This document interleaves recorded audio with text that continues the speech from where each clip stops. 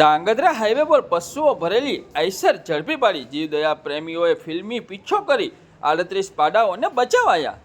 Dhrangadhra highway પર કતલખાને લઈ જતા પશુઓ ભરેલી આઈસરને ફિલ્મી ઢબે પીછો કરી અને પોતાના જીવના જોખમે ચોક્કસ બાતમીના આધારે ઘટના સ્થળેથી મોરબી અને ધાંગધ્રાના જીવદયા પ્રેમીઓ સતર્કતા અને સહકારી પોલીસને 38 પાડાઓને કુત્યારથી મુક્ત કરવામાં આવ્યા છે, તેમજ આઈસર ચાલકની ધરપકડ કરી અને કાયદેસરની કાર્યવાહી હાથ ધરવામાં આવી હતી, જેમાં કચ્છ જિલ્લાના અંજાર તાલુકાથી પશુઓને ગેરકાયદેસર રીતે કતલખાને લઈ જવાઈ રહ્યા હોવાની બાતમી મોરબીના જીવદયા પ્રેમીઓને મળી હતી, જેના આધારે જ તેઓ કચ્છ અમદાવાદ હાઈવે પર વોચ ગોઠવી હતી। તે દરમિયાન જ આઈસર પસાર થતા ચાલક જીવદયા પ્રેમીઓને જોઈ અને વાહન ઝડપી ગતિથી ભગાડી રહ્યો હતો, ત્યારે મોરબીથી ધાંગધ્રા સુધી આઈસરનો ફિલ્મી ઢબે પીછો કરવામાં આવ્યો હતો, જે દરમિયાન જ ધાંગધ્રાના કાર્યકરોને જાણ કરાતા કુડા ચોકડી નજીક પણ વોચમાં હતા। તે દરમિયાન ફલકુ બ્રિજ પાસે